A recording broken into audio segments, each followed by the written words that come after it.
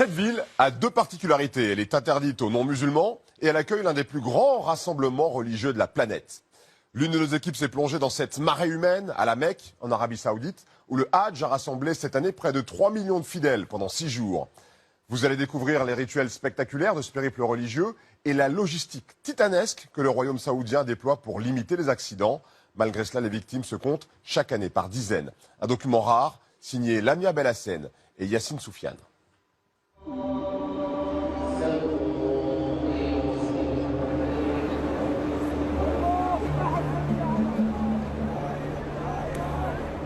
C'est un moment dont il a rêvé toute sa vie. Charef, chef d'entreprise à Aix-en-Provence, tourne autour de la Kaaba, le lieu le plus sacré de l'islam. Ce cube recouvert d'un tissu noir est dans la tradition musulmane le premier temple sur terre. Comme tous les pèlerins, Charef, 64 ans, père de 2 enfants, doit effectuer 7 tours.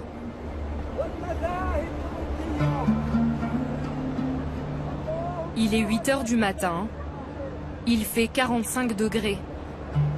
Charef résiste difficilement à la chaleur et à la pression de la foule.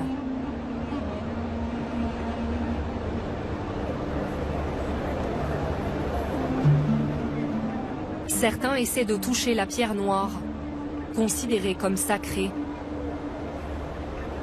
Charef, lui, est contraint de renoncer.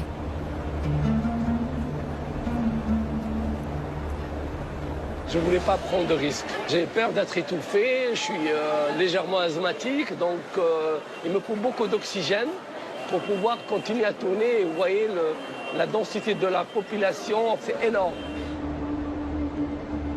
À quelques mètres de lui, d'autres Français. Souad, 59 ans, et Abdelila, 61 ans. Un couple de Lillois. Médecin et artisan dans le bâtiment. C'est la 2e fois qu'ils se rendent sur le lieu saint.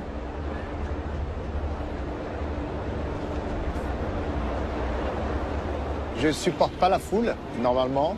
À la braderie de Lille, par exemple, je ne descends pas, je reste vraiment sur la périphérie où il n'y a vraiment pas de monde. Parce que je me sens très très vite mal à l'aise, j'étouffe. Alors que là, je me sens proche de Dieu, je suis vraiment en contact, quoi. Chaque année, 2 mois après la fin du Ramadan, entre 2 et 3 millions de pèlerins accomplissent le Hadj, le pèlerinage à la Mecque, dans la ville natale du prophète Mahomet. Une ville moderne de 2 millions d'habitants, construite au beau milieu du désert saoudien. Un lieu interdit aux non-musulmans, où l'on prie 24 heures sur 24. Avec ses tours, qui abritent des centres commerciaux luxueux, c'est aussi la capitale d'un business religieux en plein essor.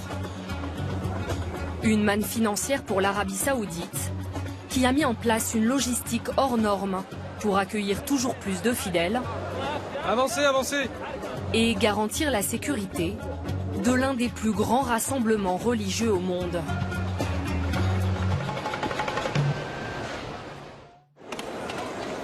Trois jours plus tôt, à l'aéroport de Roissy, Charef porte encore son costume d'homme d'affaires. Ce patron d'une entreprise d'import-export a économisé 3 ans pour s'offrir ce voyage. C'est le voyage de la vie. C'est le voyage que tous les musulmans attendent. Il y a 1,5 milliard de musulmans qui aimeraient être à ma place. Un privilège, car l'Arabie Saoudite fixe des quotas de visa par pays. Avec près de 5 millions de musulmans, la France en a obtenu environ 20 000, l'un des plus petits contingents. Dans la file d'attente, le couple de Lillois, Souad et Abdelila, est tendu. Un peu fébrile, c'est le grand jour. On est content et un peu d'appréhension pour le voyage. Pour ce périple, ils ont fait appel à une agence de voyage spécialisée dans le tourisme musulman. Cette année, ils sont 60 au départ. Choukri, le directeur de l'agence, Je veux voir les mains comme ça. sera leur guide pendant toute la durée du séjour. Ancien banquier, il s'est reconverti dans ce secteur il y a 10 ans. À partir de ce moment-là, nous sommes une famille. Et qui a décidé que nous sommes une famille? C'est Allah. Donc je veux, Inch'Allah, qu'on se comporte comme des frères et sœurs. Premier vol pour Amman, en Jordanie. Sharef en profite pour réviser le guide du parfait pèlerin. Tout musulman doit accomplir une fois dans sa vie le Hajj, s'il est en bonne santé et s'il en a les moyens financiers.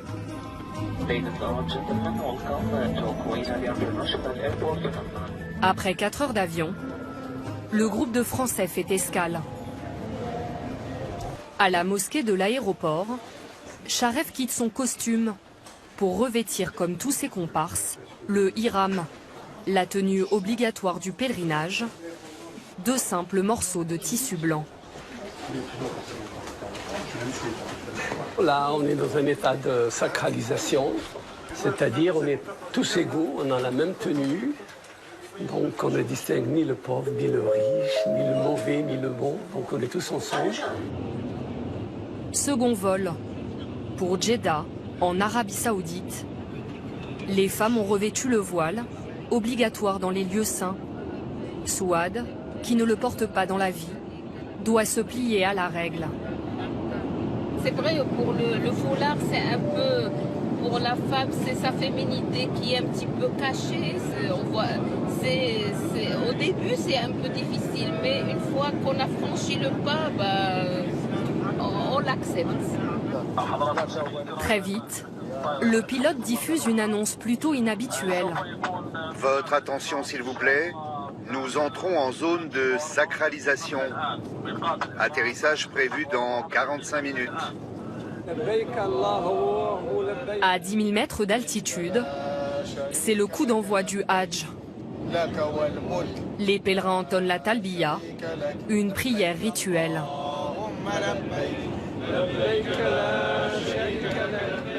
À partir de ce moment, il est interdit de se parfumer, d'avoir des relations sexuelles ou de se couper les cheveux.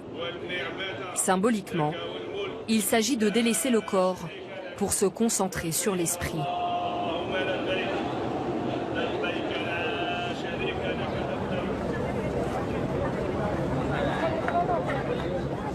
C'est dans l'un des 1600 hôtels de la Mecque que Sharef s'installe après 24 heures de voyage. Montre-moi juste ta valise, s'il te plaît. Alors, j'ai 2 valises. Les clients de Choukri, l'organisateur, ont payé entre 7 et 10 000 euros leur séjour de 2 semaines. 2 fois plus que ce que dépensent en moyenne les autres pèlerins français. 6-0. Thank you. De rien. Sharef a eu le droit à une suite, avec un privilège qu'il s'empresse d'aller voir.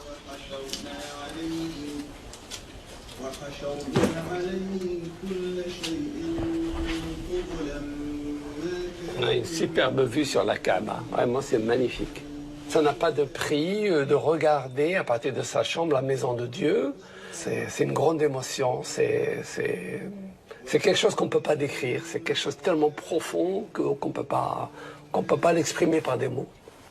Pour bénéficier de cette vue durant toute la durée de son séjour, Sharef a dû payer un supplément de 250 euros. Mais il doit partager sa chambre avec 3 autres pèlerins.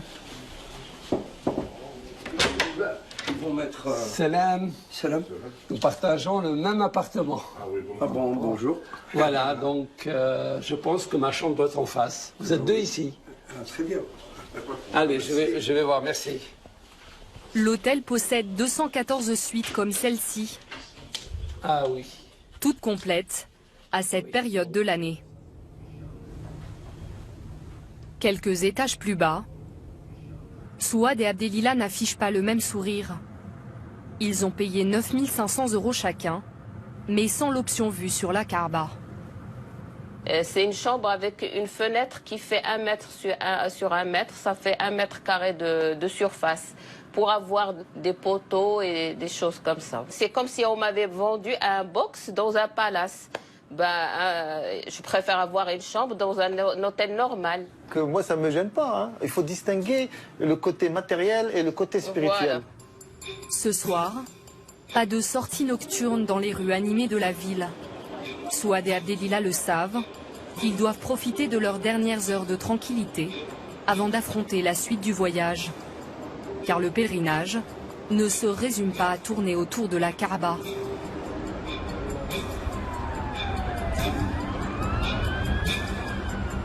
Le lendemain, une marée humaine quitte le cœur de la Mecque pour Arafat.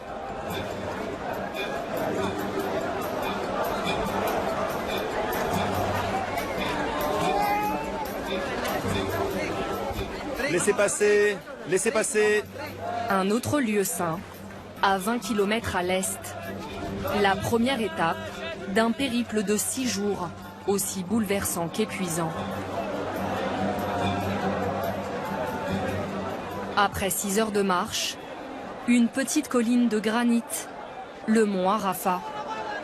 Selon la tradition musulmane, c'est ici qu'Adam et Ève, présents dans le Coran comme dans la Bible, se seraient retrouvés après avoir été chassés du paradis. Oh mon Dieu, pardonne-nous nos péchés. Oh Dieu, nous n'avons que toi. Les pèlerins prient, souvent submergés par l'émotion.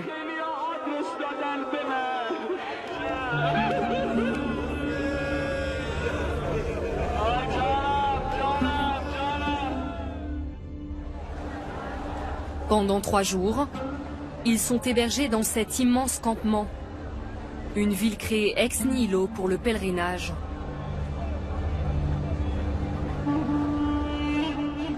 Elle n'est habitée que quelques jours dans l'année. 160 000 tentes, organisées par nationalité. Les Français, qui représentent moins d'1% des visiteurs, partagent leur territoire avec les autres musulmans d'Europe, d'Amérique et d'Australie.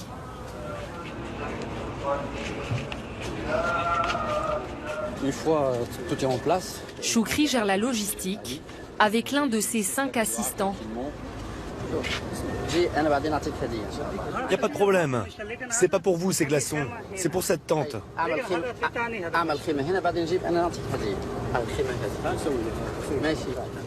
C'est le 6e pèlerinage qu'il organise. Alors Choukri connaît par cœur les priorités de ses clients. Choukri, des glaçons par 45 degrés, c'est facile à trouver? Pas du tout. Mais c'est super d'en trouver. C'est plus cher que le pétrole. Assurer le ravitaillement, mais aussi régler les problèmes de ménage. Autour des tentes, les ordures s'entassent. Les hommes de ménage sont débordés. Là, il va avec lui, il ne lâche pas. Il faut qu'il revienne. Oui, il faut qu'il revienne. Mais regarde, c'est devant la porte des femmes. Mais regarde encore. On ne peut pas avoir de la spiritualité dans un lieu qui n'est pas sain. Et les gens ne se rendent pas compte, en fait. Ils sont tellement plongés dans la prière qu'ils ne se rendent pas compte que ça devient une poubelle. Choukri ne fait jamais le déplacement sans un médecin. Karim accompagne le groupe en permanence. Pour éviter toute infection, il doit soigner Sharef, qui après les longues heures de marche, s'est blessé au pied. Même si j'avais mal, je n'ai pas le droit de dire que j'ai mal. On est dans un moment de piété. La piété passe avant tout. Ça va, t'es pas diabétique? Non, pas du tout. Une courte halte, et Choukri et son groupe reprennent la route.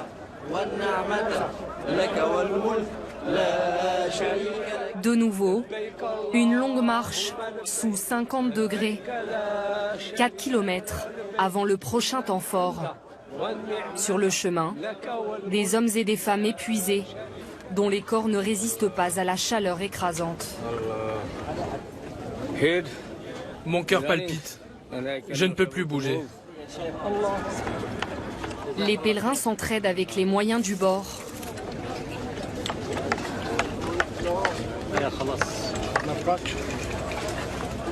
Les policiers tentent eux aussi d'apporter un peu de réconfort aux marcheurs.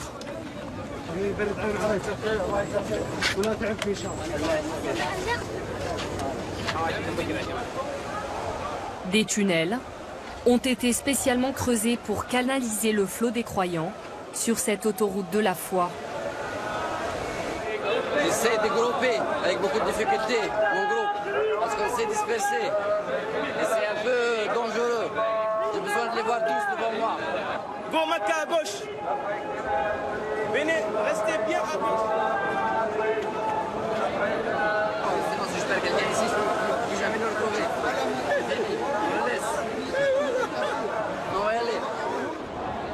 Au terme du parcours, Souad et Abdelila pressent le pas pour atteindre les stèles de la lapidation. Ces murs symbolisent le mal et la tentation.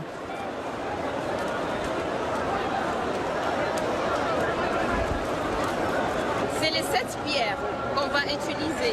Chaque fois qu'on est devant une stèle, on jette 7 pierres. C'est symbolique. Je jette avec mes pierres mon mauvais côté. Pour éviter les blessures, l'Arabie Saoudite fournit aux pèlerins des cailloux pas plus grands qu'un noyau de date.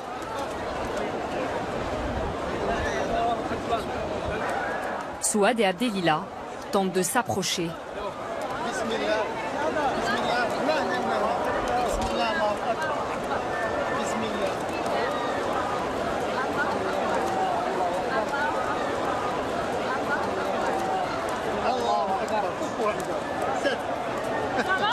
Très bien. Comment vous vous sentez? Oh, soulagé. Le geste accompli. Pèlerin, circulez, circulez. Allez par ici, circulez. Les policiers veillent à ce que personne ne s'attarde. Régulièrement, des mouvements de foule endeuillent le pèlerinage. Le plus meurtrier a eu lieu à quelques mètres des stèles il y a 2 ans. Une immense bousculade provoque la mort de plus de 2200 personnes.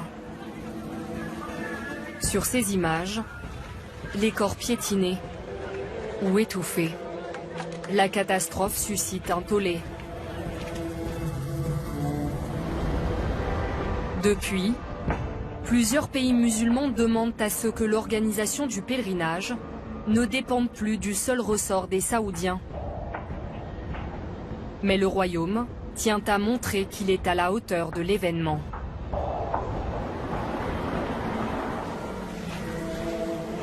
Nous sommes conviés à une opération de communication au QG de la police. Bonjour, avancez. Bienvenue à tous. La monarchie absolue saoudienne a dépêché un général pour l'occasion. Une 60aine de journalistes étrangers est brièvement autorisée à filmer quelques images du centre de vidéosurveillance, histoire de montrer que tout est sous contrôle. Dans cette pièce, nous pouvons voir ce que filment 5900 caméras. Chacun des opérateurs est dédié à la surveillance d'une zone bien précise. Celui qui s'occupe de la mosquée sacrée s'occupe uniquement de la mosquée sacrée.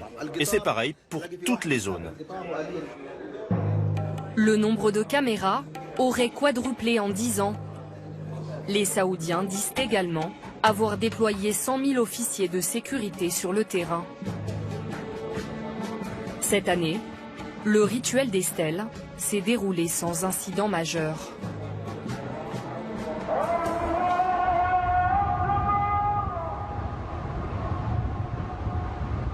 La nuit tombe sur le campement des pèlerins. Certains, épuisés ou égarés, dorment là où ils peuvent. Dans une tente réservée aux hommes, Charef et Abdelila sont voisins de chambrée. Bien loin de leur hôtel 5 étoiles des débuts, ils sont 75 dans 70 mètres carrés. Vous voyez, là, on a une 50aine de centimètres par personne. On doit dormir tout droit. On ne peut pas se mettre en chien de fusil ou plier trop les genoux, quoi. Sinon, on va chez le voisin. Ça devient, avec la fatigue,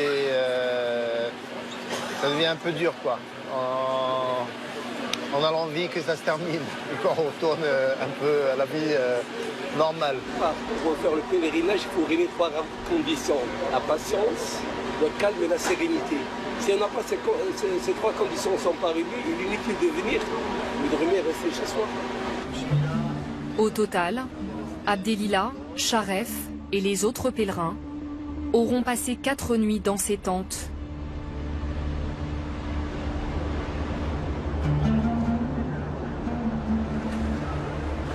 Le pèlerinage s'achève là où il a commencé, à la Mecque. Sharef va accomplir une dernière obligation religieuse, l'aumône. Comme tout musulman, il doit consacrer une partie de ses revenus à des œuvres de charité. Il achète des dizaines de repas aux restaurateurs locaux. Pour 25 sachets avec un sandwich et un jus, c'est 100 riyals. Le sachet est vendu l'équivalent d'1 euro pièce. Il est distribué aux plus modestes.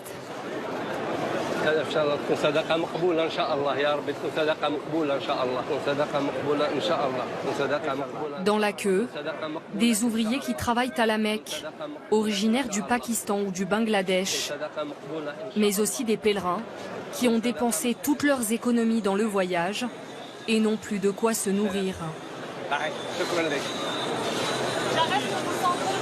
Ah oui. Et quand je vois les gens sourire, ça me rend heureux. Parce que... Sharef reste très discret sur le montant de son aide. Quand on fait de l'aumône, il ne faut pas compter. Et puis il y a un dicton qui dit que la main gauche ne doit pas savoir ce que la main droite a donné. On donne tout en essayant de plaire à son ego, donc c'est plus une aumône. Si la ville est un lieu sacré, elle est aussi devenue le temple du tourisme religieux, ce que l'on appelle l'or blanc, par opposition à l'or noir. Partout, les grues côtoient les minarets.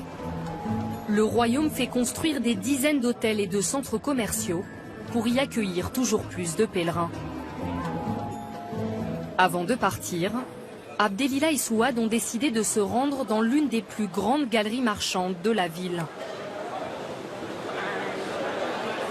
C'est facile de se perdre ici. On ne fait que ça. On ne fait que se perdre. On y trouve toutes sortes de Corans, avec couverture en velours ou en feuilles d'or. Des tapis de prière à profusion, 50 centimes pour le premier prix. Et surtout des bijoux, comme cette parure en or, vendue 24 000 €. Abdelila souhaite s'acheter une djellaba. En taille S? Non. C'est bien parce que ça tombe, c'est pas trop large, il est à l'aise dedans. C'est la tenue traditionnelle saoudienne. C'est 20 riyals. 20 riyals. C'est pas cher, c'est 4 €. Prends 2. 4 €. 2 pantalons et 2... Dans les environs. Mais on va quand même marchander parce que sinon ça serait pas bien. On leur manquerait de politesse. Pendant la période du Hajj, les commerçants font 50% de leur chiffre d'affaires annuel. L'économie tourne bien ici à la Mecque. Dieu merci. On a des clients qui viennent de Russie, d'Allemagne, de Malaisie, d'Indonésie. On a des Américains, des Européens. Tout le monde achète ici, en Terre Sainte. Abdelila n'a pas le temps de payer ses achats. 5 fois par jour, lorsque l'appel à la prière retentit, le business s'arrête. Les heures de prière sont fixes. C'est dit dans le Coran. C'est une imposition de Dieu avec des horaires fixes pour les prières. Mais là, c'est la Mecque, donc ils arrêtent le commerce sur le champ et ils vont faire la prière. L'Arabie Saoudite est le seul pays musulman au monde où les boutiques ferment pendant la prière. Le centre commercial se transforme en mosquée.